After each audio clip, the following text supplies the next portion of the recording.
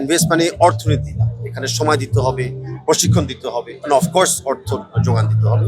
Football futsal হলো individual ট্যালেন্টের খেলা। Specially তো মেয়েদের ব্যাপারে একটু উল্লেখ করে বলতে হয়, আমাদের বাংলাদেশের এখন ফুটবলে আমরা সাফল্যতা অর্জন করছি। আমাদের বেশ কয়েকটি দল আছে এখন, men's team, women's team, youth team, সব সেক্টরে আমরা কিন্তু খুব ভালো ভালো ইমপ্রেসিভ পারফরমেন্স দেখতে পাচ্ছি। স্পেশালি তো মেয়েদের ব্যাপারে একটু উল্লেখ করে বলতে হয় যে ওনারা এশিয়া কাপে জিতেছে, ফুটসালে আমরা সাফে চ্যাম্পিয়ন হয়ে এসেছি।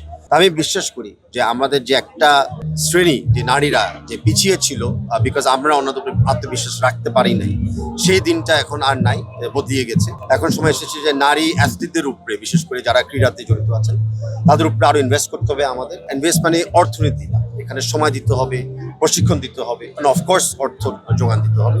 এন্ড আমি বিশ্বাস করি যে আমাদের নারীরা ইকুয়ালি অথবা বেটার পারফর্ম করে আসবে ওয়ার্ল্ড স্টেজে। ফুটবল ফুটসল হলো ইন্ডিভিজুয়াল ট্যালেন্টের খেলা।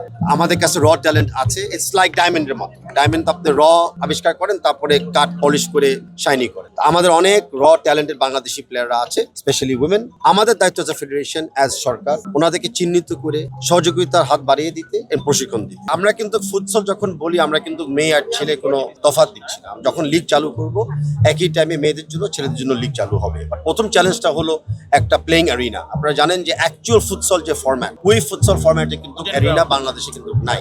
আমরা অনেক সময় 5-এর সাইডকে বা 7-এর সাইডকে কিন্তু মিক্স আপ করি with E version of futsal.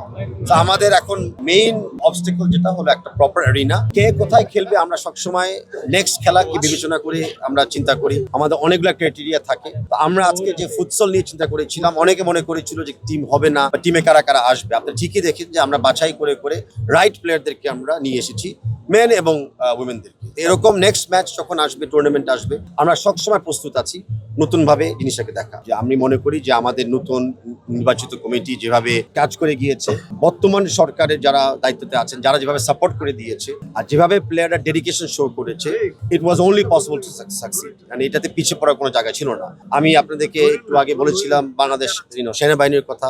ওরাও যেভাবে সাপোর্ট দিচ্ছে, মেয়েদেরকে প্রশিক্ষণ দিচ্ছে, নারী লিগে অনেকে খেলছে।